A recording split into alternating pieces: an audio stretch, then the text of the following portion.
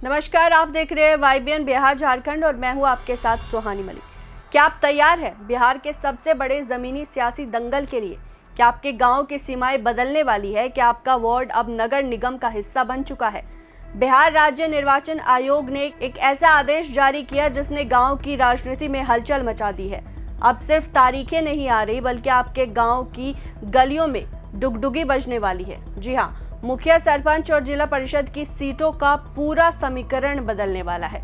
आखिर क्यों सरकार को ढोल नगाड़ों का सहारा लेना पड़ रहा है और क्या 27 अप्रैल को आपकी सीट सुरक्षित रहेगी या कट जाएगी? आज की इस विशेष रिपोर्ट में हम आपको बताएंगे पंचायत चुनाव 2026 की वो ABCD जो हर उम्मीदवार और वोटर के लिए जानना बहुत जरूरी है। वीडियो को स्किप मत कीजिएगा क्योंकि एक छोटी सी चूक आपके उम्मीदवारों पर भारी पड़ सकती है। दोस्तों, बिहार में त्रिस्तरीय पंचायत और ग्रामीण कचहरी चुनाव की उल्टी गिनती शुरू हो गई है।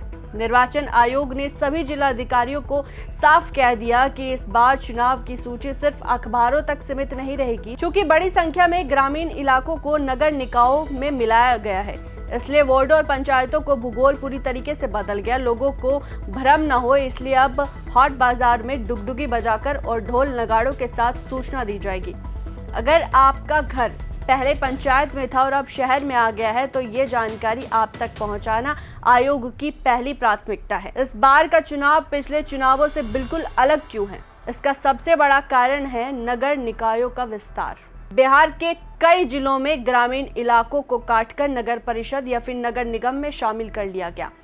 इसका मतलब ये है कि कई ऐसी पंचायतें जो 2021 तक अस्तित्व में नहीं थी, अब शायद नक्शे से गायब हो गई। कई मुखियाओं का क्षेत्र अब आधा रह गया। यही वजह है कि राज्य निर्वाचन आयोग नए सिरे से परिसीमन करा रहा है। 27 अप्रैल को जब प्रारूप छपेगा तो कई दिग्गजों को झटका लग सकता है क्योंकि उनके पुराने वोट बैंक वाले गांव अब शहर का हिस्सा बन चुके होंगे।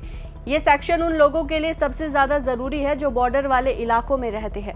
अब बात करते हैं उन कागज की जिस पर सबकी नजर है। प्रपत्र 1, आयोग ने निर्देश दिया कि 2011 की जनगणना के आधार पर निर्वाचन क्षेत्रों का नया प्रारूप यानी कि ड्राफ्ट तैयार किया जाएगा। 27 अप्रैल को इस प्रारूप का प्रकाशन होगा जिसमें मुखिया, सरपंच, वार्ड सदस्य और पंच जैसी सभी पदों की पूरी डिटेल होगी। कहाँ कितनी आबादी है, कौन सा वार्ड किस पंचायत में है, ये सब 27 अप्रैल को आपके सामने होगा। और याद रखिए, ये सब कुछ इस बार डिजिटल होगा, यानी कि आप घर बैठे वेबसाइट पर अपनी पंचायत का स्टेटस चेक कर पाएंगे। आयोग ने इस बार एक बहुत बड़ा बदलाव किया है। पूरी प्रक्रिया को डिजिटल कर दिया गया। पहले क्या होता था, लोगों को वार्ड की जानकारी के लिए ब्लॉक के चक्कर काटने पड़ते थे, लेकिन अब ऐसा नहीं होगा। प्रपत्र 1 के प्रकाशन के साथ ही सारा डेटा राज्य निर्वाचन आयोग की आधिकारिक वेबसाइट पर अपलोड कर दिया जाएगा।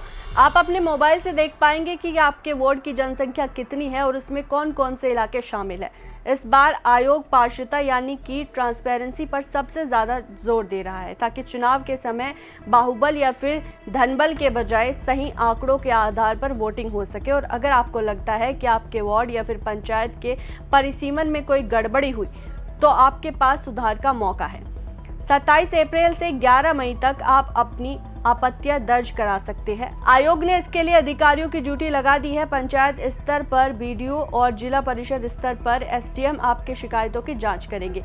ध्यान रहे, आपत्तियां सिर्फ जनसंख्या से जुड़ी ही स्वीकार की जाएगी। 18 मई से 22 मई तक इन शिकायतों को निपटा दिया जाएगा और 25 मई को फाइनल लिस्ट जारी कर दी जाएगी। 29 मई को यह आधिकारिक रूप से गजट भी छप जाएगा।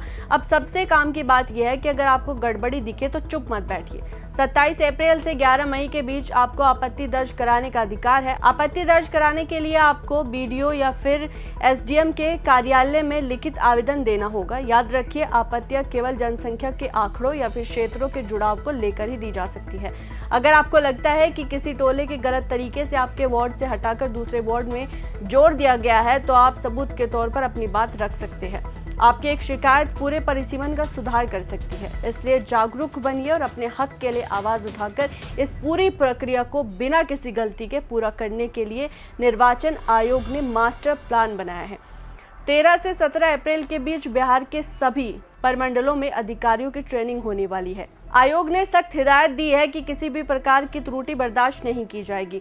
डेटा की एंट्री से लेकर वेबसाइट पर अपलोडिंग तक सब कुछ समयबद्ध तरीके से पूरा करना होगा। यानी इस बार का पंचायत चुनाव हाईटेक भी होगा और पारदर्शी भी। जो लोग चुनाव लड़ने का मन बना चुके हैं उनके लिए सबसे ज्यादा क्रिटिकल समय है। 13 से 17 अप्रैल के बीच जब अधिकारियों की ट्रेनिंग होगी, उनके तुरंत बाद जमीनी स्तर पर काम शुरू हो जाएगा।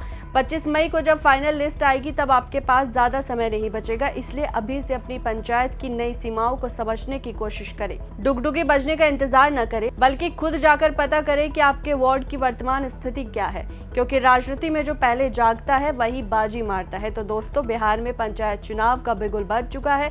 2016 के बाद अब 2026 के लिए नए समीकरणों की बिसात बिछ गई है। क्या आपको लगता है कि नगर निकायों के विस्तार से पंचायतों पर बुरा असर पड़ रहा है, या फिर डुगडुगी वाला आइडिया आपको कैसा लगा? अपनी राय कमेंट बॉक्स में ज़रूर बताइएगा। क्या आप चाहते हैं कि हम आपको पंचायत की विशेष रिपोर्ट दिखाएं तो कमेंट ज़रूर कीजिएगा और अपनी पंचायत का नाम ज़रूर लिखिएगा। चुनाव की हर अपडेट के लिए देखते रहे YBN बिहार, और चैनल को अगर अभी तक आपने सब्सक्राइब नहीं किया है तो सब्सक्राइब कर लीजिए और वीडियो को शेयर करना ना भूलें।